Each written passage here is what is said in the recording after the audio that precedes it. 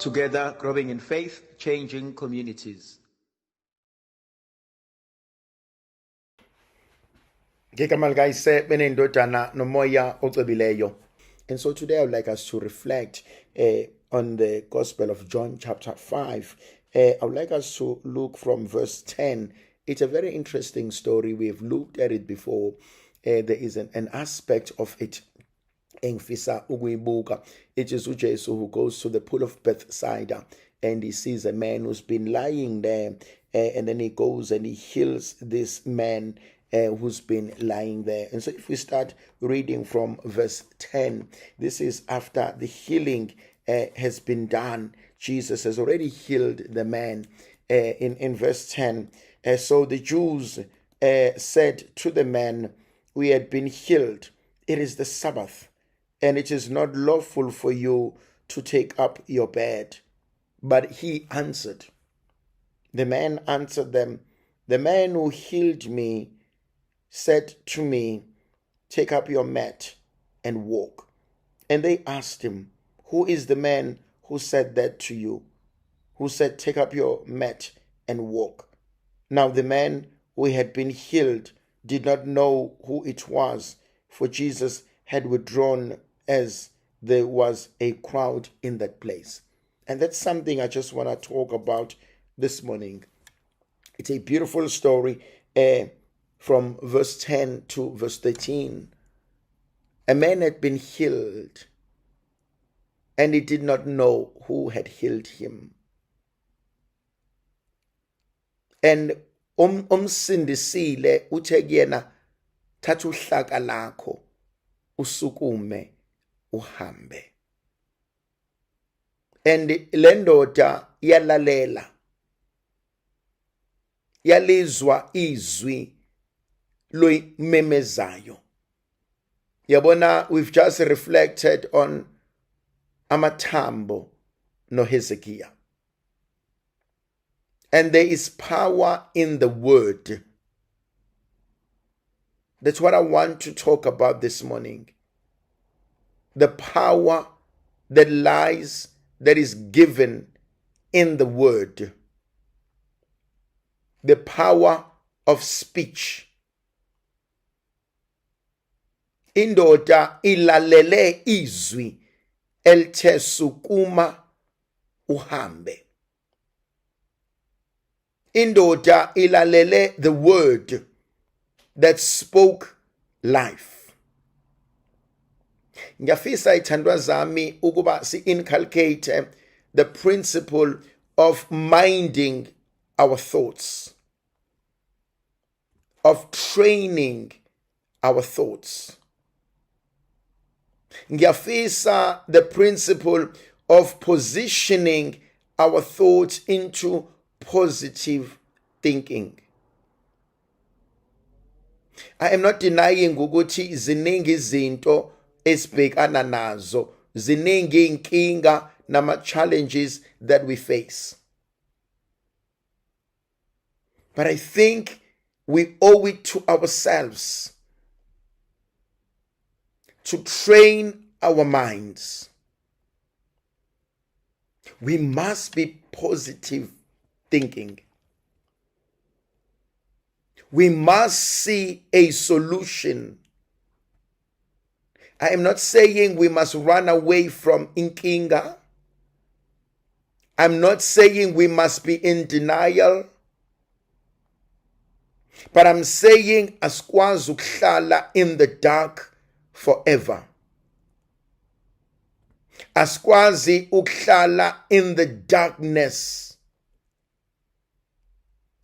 Asikwazi ukuhlala unnecessarily with negative thoughts, because they eat on us. They have a powerful way of eating on us, on destroying our lives and stealing our happiness. We must be willing to train our minds and our thoughts. We must work hard in bringing our minds into a solution, into a positive light. We cannot allow ourselves to soak in darkness, in the pain, in rejection, and in any other thing. The man who's been there only listened to the voice. I'm very much intrigued by how Jesus heals so many people by the word. Uyabona a power that lies in Jesus saying, be healed. Sukuma uthatha uhlaka lakho.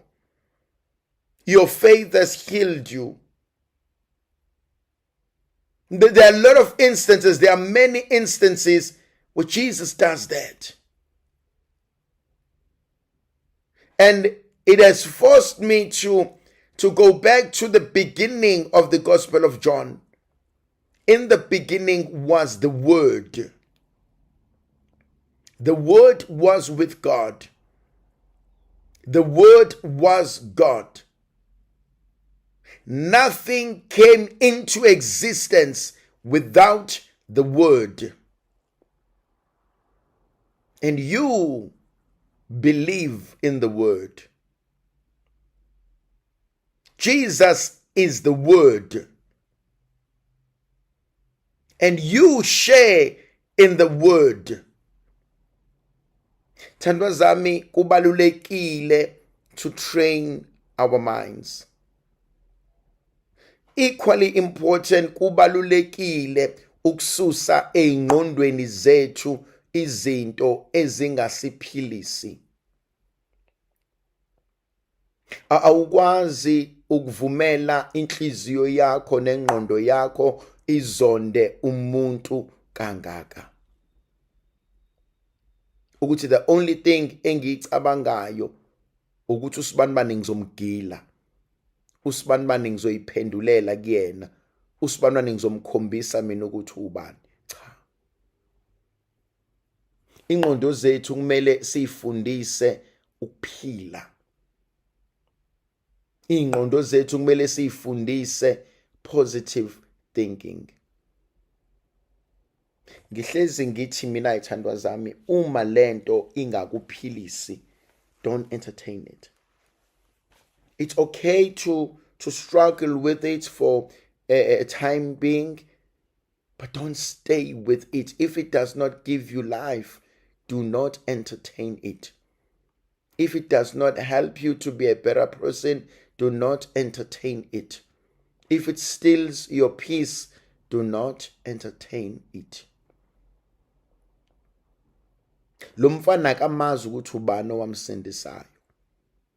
Le ndoda ayazi ukuthi yasindiswa ubani except ongitshelile, ongisindisile, uthe kumina thatha uhlaka lakho usukume uhambe. And that's the only reality that matters. Uthini uNkulunkulu phekwesimo obhekene naso? Uthini uNkulunkulu phekwesimo obhekene naso? Yabona ithandwa zami, khona izimo esihlale kuzona for iminyaka. Khona izimo esizibalekelayo esingafuni ukubhekana nazo, esingafuni ukukhuluma ngazo. Kodwa kumele sicele uNkulunkulu akhulume phekwezimo esibhekene nazo. Kumele sicele uNkulunkulu alethe ukuphila phekwezimo ezisicindezelayo. Kumele sicele uNkulunkulu alethe ukuphila phekwezimo eziqhatha imindeni yethu. Kumele sicele uNkulunkulu alethe ukuphila phekwezimo ezisusayo ebukhoneni bakhe. Now, there is a second aspect that speaks to me. The Pharisees say awuvunyelwe ukuthatha uhlaka lakho uhambe ngoba kulisabatha. And they are telling the truth. That's what the law says. He's not allowed to do that. But they are missing a principle of love over law, of freedom over oppression.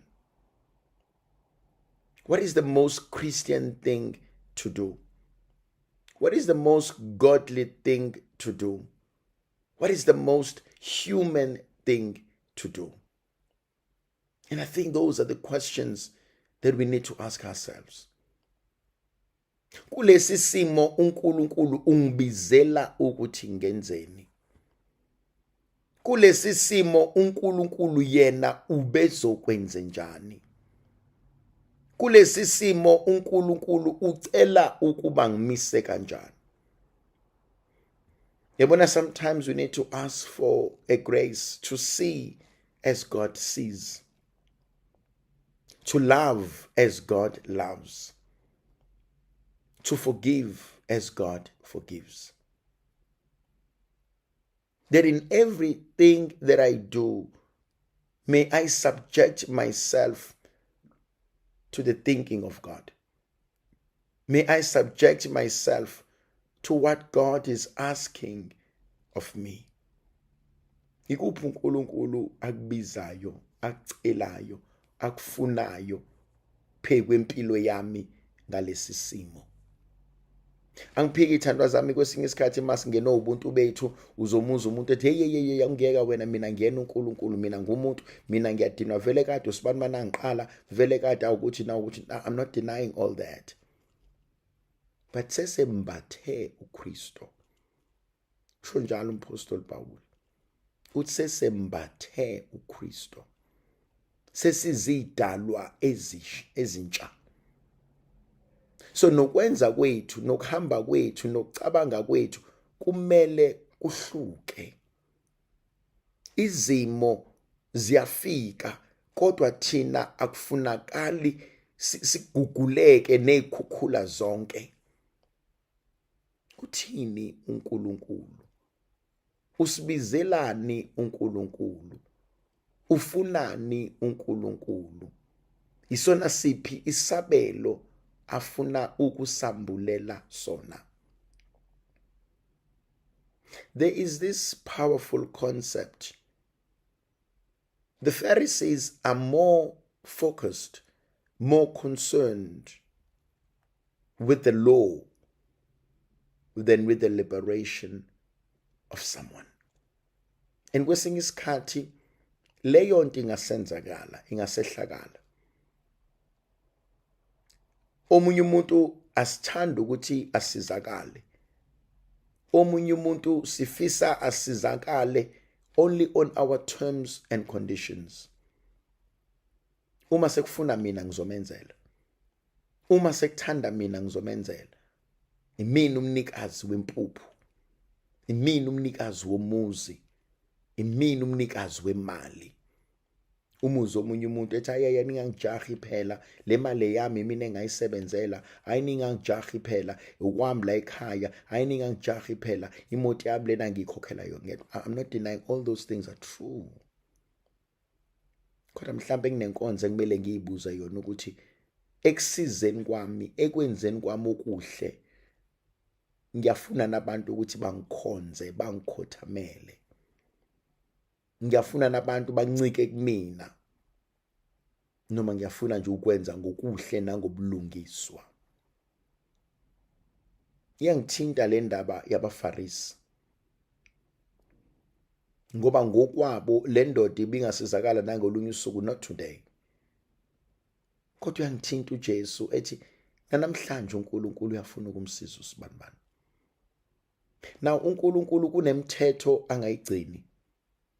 Kunama protocols angawa observe.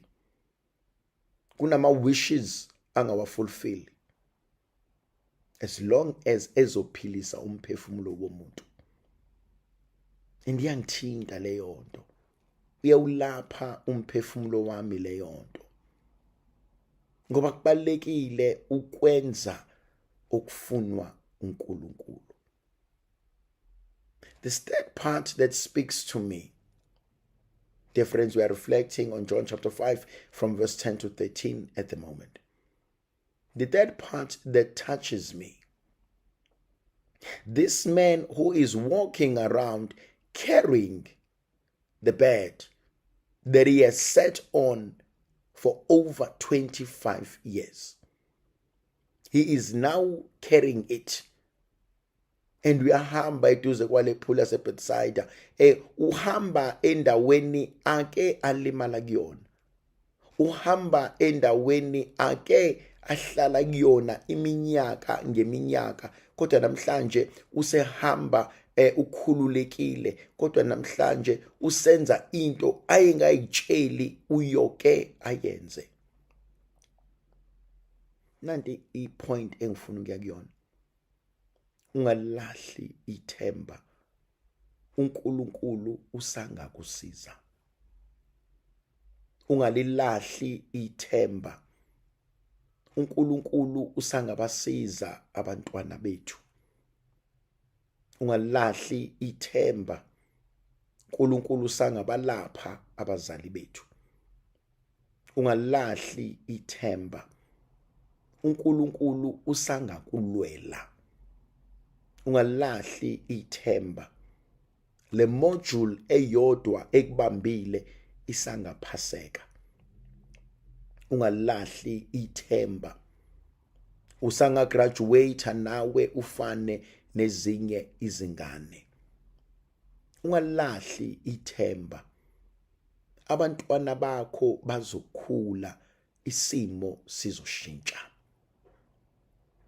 Uyangimangaza mina lo baba othwala uhlaka asehlale kulona for over 25 years. Akalahli. Ngimbuka elithwala abantu bembuka njengohlanya.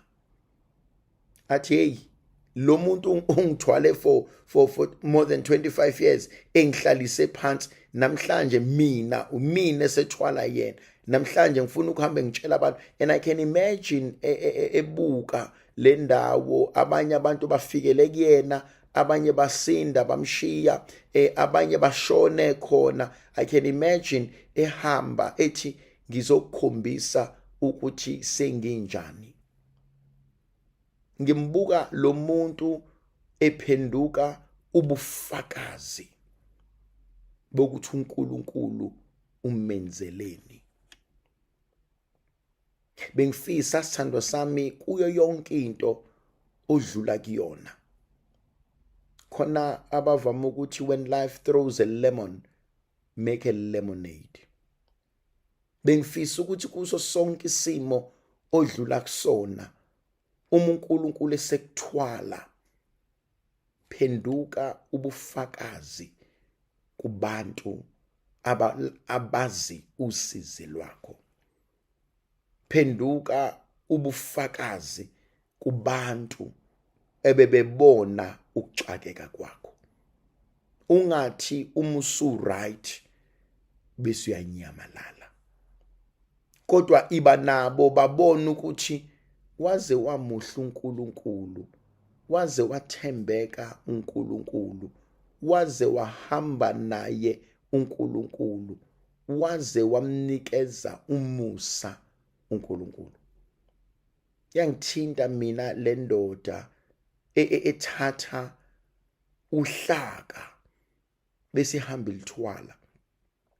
It's like uya kubantu abahleli phansi iminyaka athi if uNkulunkulu ekwazi ukwenza kumina after so many years, angakwenza nakuwena.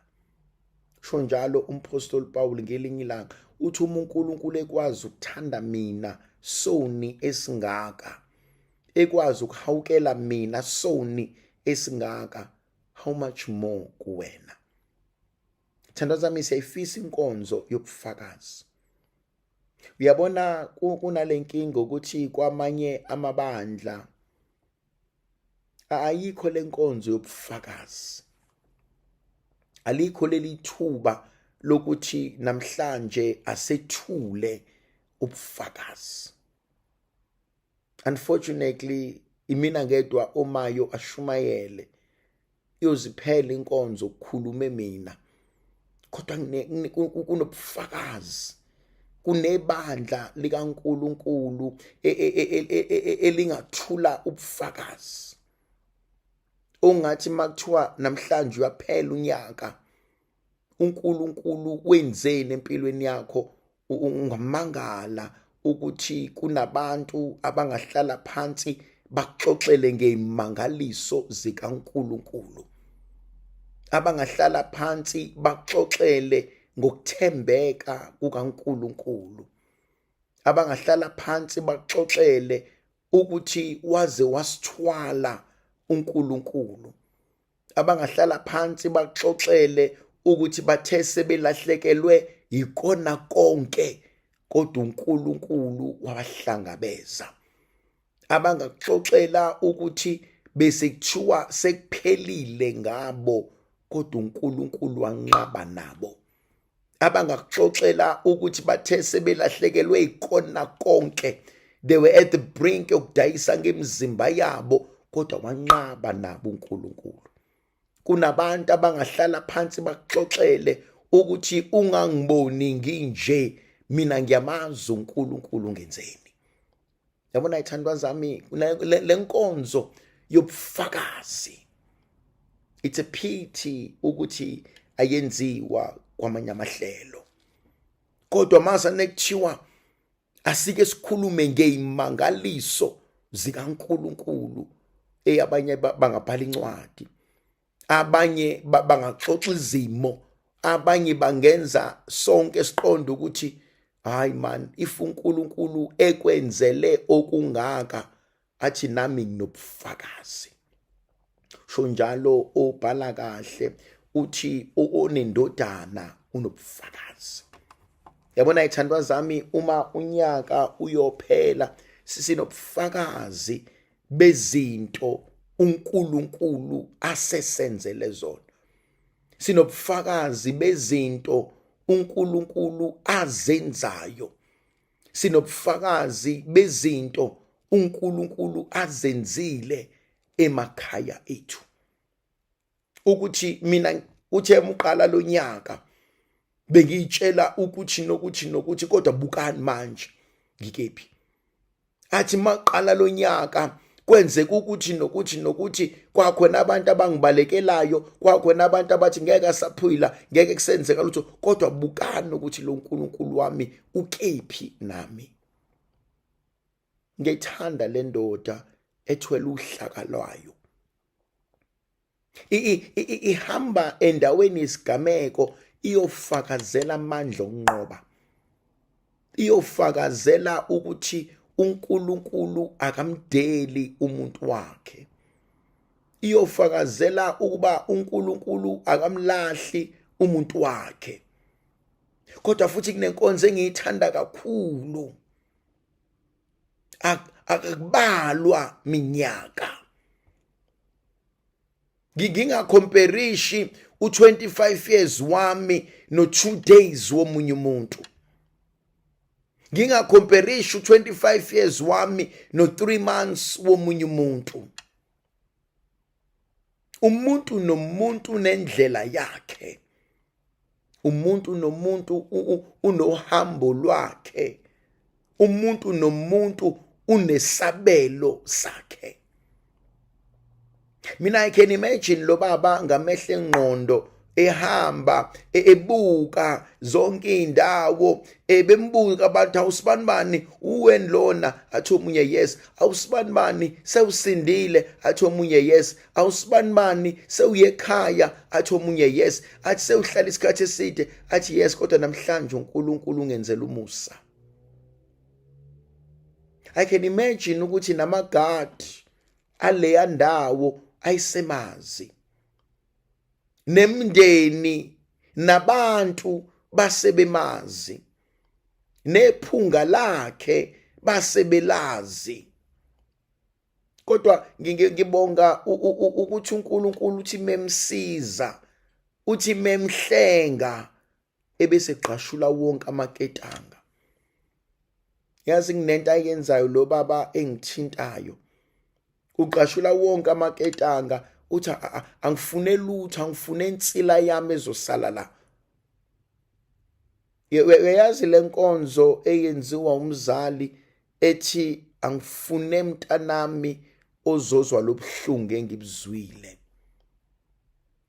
angifune umuntu othandwa yimina adlule kulento esengidlule kuyona. Athi angikwazi ukushiya lutho la eyongikhumbuza ukuthi ngike ngahlala khona, ngoba ngifuna abantu abami babuyele la. Angifuni abantu abami bezwe lento engizwile.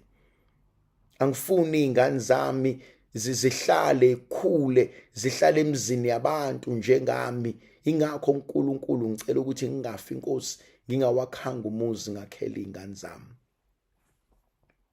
Ingakho abantu bengaqondi indaba ngisebenze kangaka ngikhandla ngisebenzela abantu abami, because ngiyakwazi ukuhlala emzini womuntu, ngiyalwazi ubuhlungu bokuhlala emzini womuntu, ngiyakwazi ukulala edining room fanele kube yimina engivuka kuqala noma ngingasikathandi ukuvuka, because abantu bala ekhaya sebefuna ukuvuka, abakwazi ungeqa ngihleli la. Ngiyakwazi ukuhlala ngingalali ngoba abantu bala ekhaya basahleli, ngizele ngihlala. Athi ngiyakwazi ukufunda ngekhandlela, ngiyakwazi ukuyofunda ngime ngaphansi kagesi. Angifuni abantu abami bahlupheke lokuhlupheke ngihluphekile. Ngiyakwazi ukuhamba ngincetheza kweminye imizi, ngiyakwazi ukuhamba ngihleka nento engahlekisi ngoba ngiswele iplate lokudla. Angifuni abantu abami badlule lapho. Angithinta mina lo baba ukuthi khona izimo esengidlule kuzona engafuni izingane zami idlule kuzona. Khona izimo nobuhlungu engibaziyo engafuni abantu abami badlule kubona. Athi angifundanga mina kodwa abantu abami ngifuna bafunde. Athi angikwazi mina ukubhala kodwa ngifuna abantu abami bafunde ngoba ngifuna babe namathuba angcono kunawami. Athi mina ekhaya ngikhule ngamazi ubaba noma. Athi kodwa abantu abami ngenza isifungo ukuthi umntana wami ngimtholile ngiyohlala naye, ngiyowangivuka naye. Angisoze ngafuna ngelinye ilanga avuke ngingekho eduze kwakhe. Thana zami kuneyinqumo esiyithathile empilweni zethu esithi never again. Angifisa abantu abami bayizwe lento. Angifisa abantu abami badlule kulobu buhlungu. Angifisa abantu abami bakhathazeke ngikhona. Kube khona elinye iphuzu elingithintayo lithi izwi likaNkulunkulu bayambuza ubani othe enza lokhu.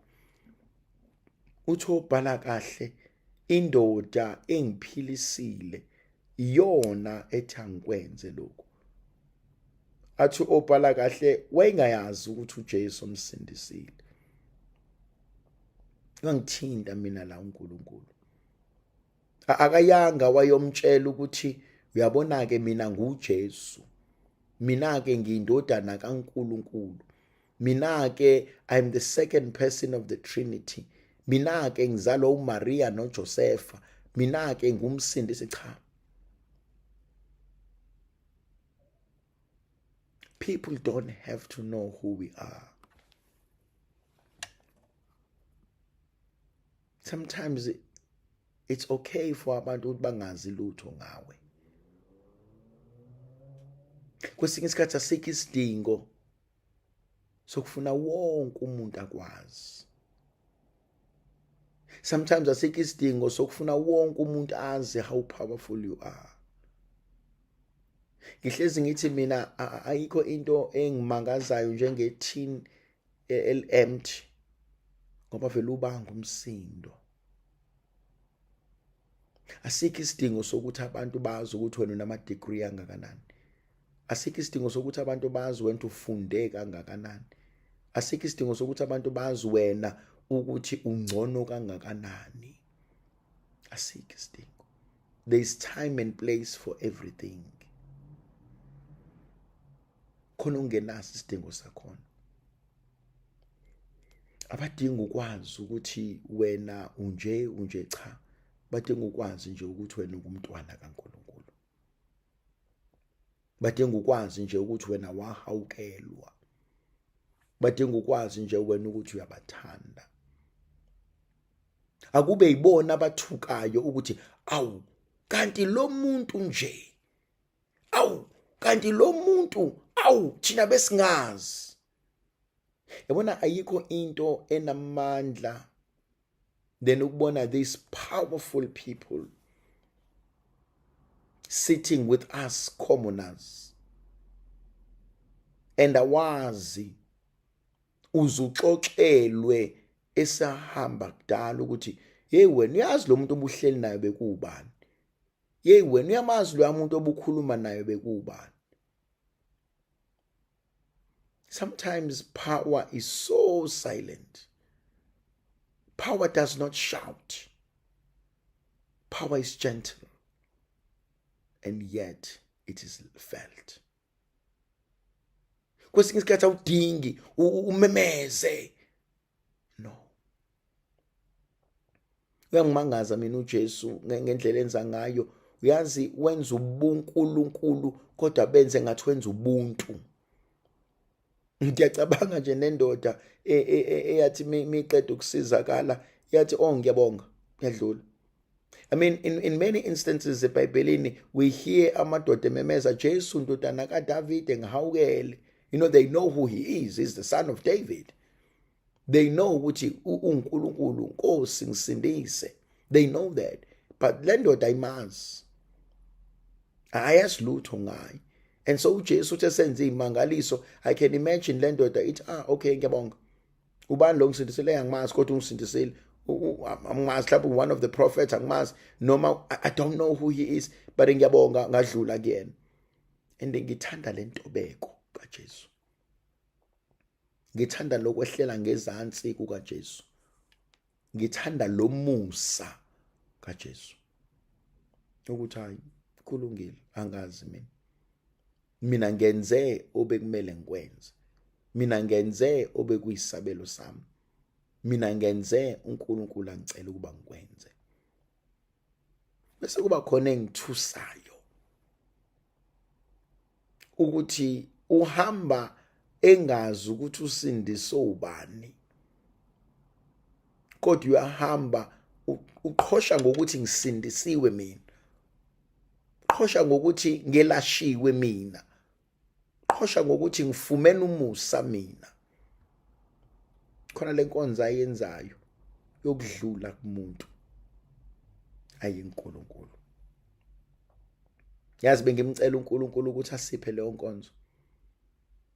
It is all good and well to attract people to ourselves, but bangahlali kuthina, asibayise uNkulunkulu. Abantu abahlangane nathi noma bangasikhohlwa thina, kodwa bangamkhohlwa uNkulunkulu esikhuluma ngaye. Noma bangasikhohlwa amagama ethu, kodwa bangawukhohlwa umusa kaNkulunkulu. Noma bangalibala ithina, kodwa bangalibali umusa kaNkulunkulu. Ngiyayithanda leyo nkonzo yokuthi ekupheleni kwakho konke asiyiseni abantu bakaNkulunkulu uNkulunkulu. Kukona konke sesikwenzile, udumo alingasali kuthina, aliye kuNkulunkulu. Kuyo yonke imisebenzi emihle oyenzayo, udumo aluye kuNkulunkulu. Khona lo mkhuleko engiwuthandayo, udumo libe kuyise benendodana nomoya ocwebileyo, njengoba kwakunjalo ekuqaleni, kusenjalo namanje, kuyoba njalo sonke isikhathi naphakade. Amen. Udumo lingezi kumina, udumo lingezi kuthina. Noma abantu bangafuna ukuletha, kodwa thina siliyise uNkulunkulu. Uyedwa ofanele udumo, uyedwa ofanele ukubongwa, uyedwa ofanele adunyiswe, uyedwa kumele abatshazwe, uNkulunkulu. Yabona ithandwa zami, ngiyayithanda leyo nkonzo ethi manciphe mina ukhule wena Nkosi. Angiyilutho mina Moya Ongcwele ngaphandle kwakho. Angiyilutho mina Nkulunkulu wethu ngaphandle kwakho. Ingakho kumina ibalekile lenkonzo yokusho ukuthi konke esikwenzayo sikwenzela ukudunyiswa kukaNkulunkulu. Konke esikwenzayo sikwenzela udumo lukaNkulunkulu. Nangelilodwa ilanga Moya Ongcwele usize singasuki kuwena. Futhi ithandwa zami kuyasiza ukuyinika uNkulunkulu lenkonzo, ngoba ngelinye ilanga mabengasakubabazi, ngelinye ilanga mabengasakubongi, ngelinye ilanga mabengasakukhothameli, ngelinye ilanga mabengasaku-acknowledge, uzolimala, uzophatheka kabuhlungu. Uthi awosibani bana basangishayeli ilona izandla, osibani bana basababaza amandla ami, osibani bana basang-acknowledge publicly, osibani bana basangenzela ama-favors, uzolimala. Kanti muhlezi unika udumo uNkulunkulu, usoze walimala. Ngoba kakade uyohlezi uqonda ukuthi vele kakade ngangikwenza ngoba uNkulunkulu enginikeze kona. Kakade ngikwenziswa umusa nothando lukaNkulunkulu. Kunezwi engilithandayo masibuyela sesiyoyiqeda le ndaba. uJesu had disappeared. In verse 14, afterwards Jesus found him in the temple, and he said to him, "See that you are well, sin no more, that nothing worse may happen to you."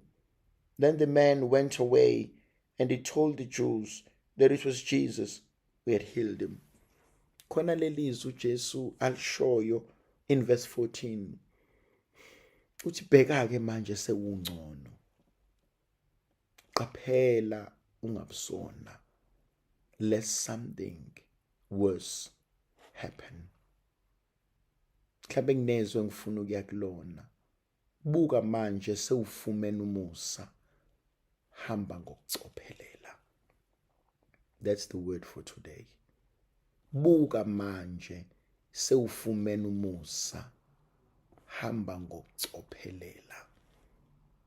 Buka manje sewufumene umusa, hamba ngokucophelela. Now that you are well, be careful. Now that you are well, be careful. That's the word for today. Buka manje sewufumene umusa, hamba ngokucophelela. Seyiswela leyo nkonzo. Nkosi ngisize ngihambe ngokucophelela. Ngisize ngihambe ngokuhlonipha. Ngisize ngihambe ngazi ukuthi ngifumene umusa wakho. Buka manje sewufumene umusa, hamba ngokucophelela. Now that you are well, be careful. Ngegama likaYise benendodana nomoya ocwebileyo.